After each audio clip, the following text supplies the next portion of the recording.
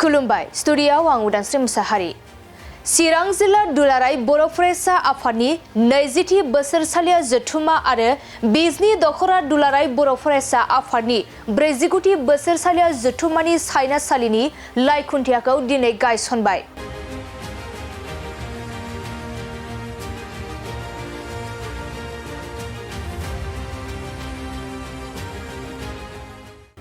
बिजनि दखरानि सिङाव बलामगुरि गोजौ फरायसालिनि गेलेग्रा फोथाराव खुंजानो गोनां चिरां जिल्ला एबसुनि 20थि आरो बिजनि दखरा एबसुनि 49थि बोसोरसालिया जथुमानि सायनासालिनि लाइ खुन्थियाखौ बिजनि जिल्ला ट्राइबेल संघनि आफादगिरि शुक्लेश्वर बसुमतारिया गायसनजेनना होयो।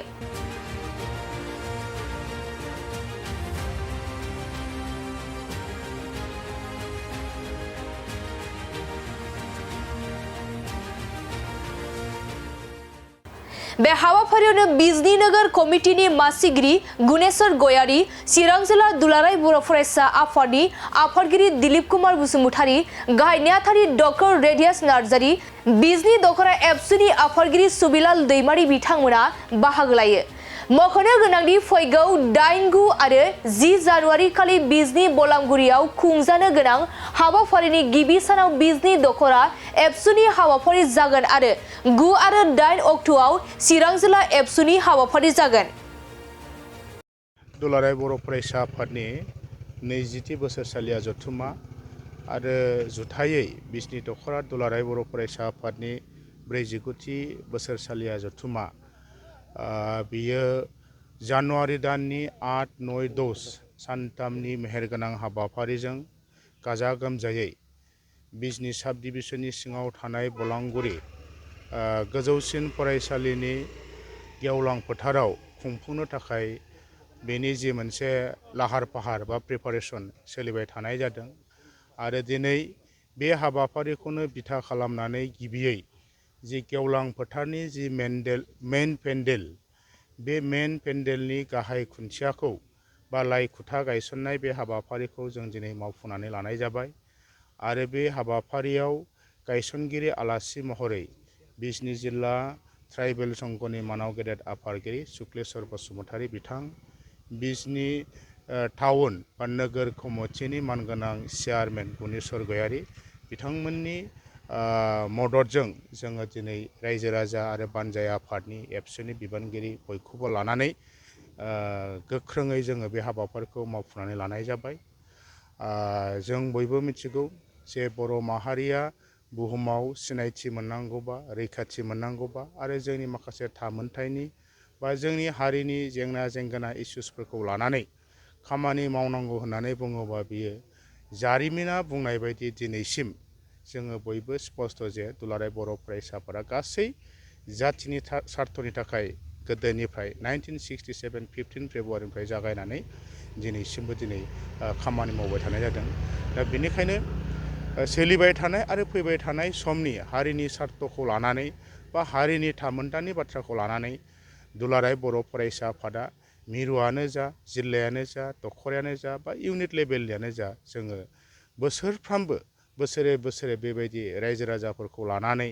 आफादफोरखौ लानानै जोङो फरायसाफोरखौ लानानै समाजखौ लानानै जाथिनि सार्थनि थाखाय गोबां जेंनाफोरखौ जोङो बेबायदि मोनसे कनफारेन्स कनभेनसन हाबाफारिनि गेजेरजों सावरायलायनाय जादों आरो सावरायनायनि गेजेरजों गोबां फैबाय थानाय समनि जि माखासे थांखिफोर मावनो गोनां बिथांखिफोर बेखौ लानाय जादों। थिग बिदिनो बे एखे नोजोरजों चिरां जिल्ला दुलाराय बर' फरायसा आफाद, बिजनि दखरा दुलाराय बर' फरायसा आफाद बे बलांगुरि ओनसोलाव देग्लाय बे 2025नि जि मोनसे कनफारेन्स जानो थांगासिनो दं बियो जों आसा खालामदों रायजो राजानि मददजों जाफुंसारगोन आरो बे हाबाफारिनि गेजेरजों फैबाय थानाय समाव बर' माहारिनि बा चिरां जिल्लानि सिङाव थानाय बर' समाजखौ जों सोदांनायनि आरो गोख्रों खालामनायनि गोबां जोङो थांखिफोरखौ जों लाबोनो हागोन आरो जों बे सानथामनि हाबाफारियाव गुबैयै चिरां जिल्लाया 9, 10खौ जोङो बाहाय हाबाफारि हिसाबै दोननाय जादों। 8 अक्ट'आ दखरा आफादनि थागोन। दा चिरां जिल्ला हिसाबै जोङो 9 तारिखआव फुंनि 10टानिफ्राय जोङो भलिबल जे मोनसे बादायलायनाय इन्टार आनसलिक बियो जागोन मोनदान आनसलिकनि गेजेराव आरो बेनि अनगायैबो एखे टाइमावनो जोङो हिन्जावसाफोरनि जि काबादि बादायलायनाय बेखौबो जों लानाय जादों आरो साननि हाबाफारि हिसाबै जोङो 11टा बाजिनिफ्राय 9 तारिखआव जोङो मेन डायासआव लिटारेरि कम्पिटिसन बाहाय गोबां आयदानि जोङो आप टु हाई स्कुलनिफ्राय माने PG लेभेलसिम जि मोनसे कम्पिटिसन बाहाय लिटारेरि सेक्सनाव गोबां दङ बेखौ लांनाय जागोन बिनि उनावहाय जोङो मोनाबिलि समाव मेन डायासआव जोंनि जि बर'नि बयजोंबो मिथिजानाय दैख्रं खुंगुर जि मोनसे बसुमतारी बिथाङा बर' माहारिखौ जातीयताबाद मोनसे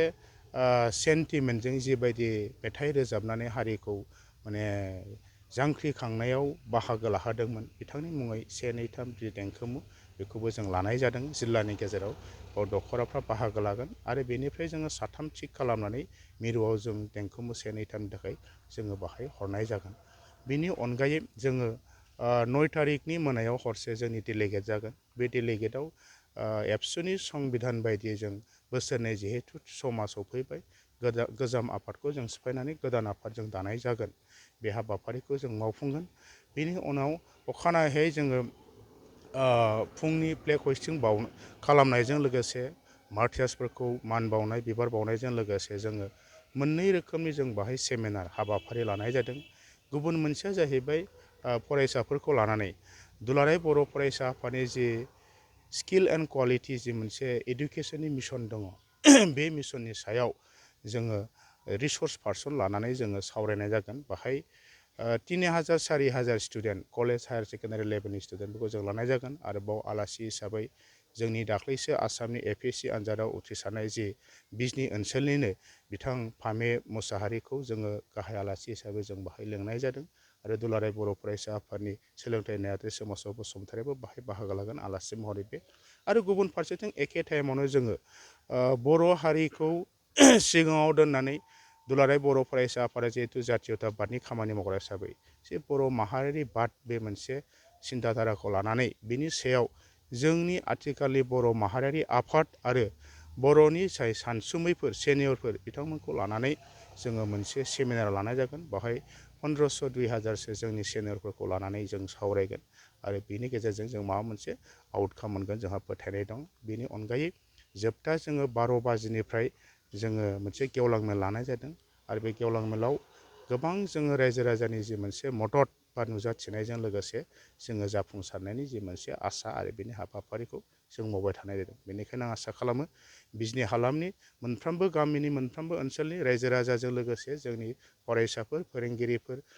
साफ्रोमबो बुद्धिजिबि साननो गोरों बेक्ति नोंथांमोनखौ बे हाबाफारियाव बयबो मदद होगोन आं बेखिनिखौ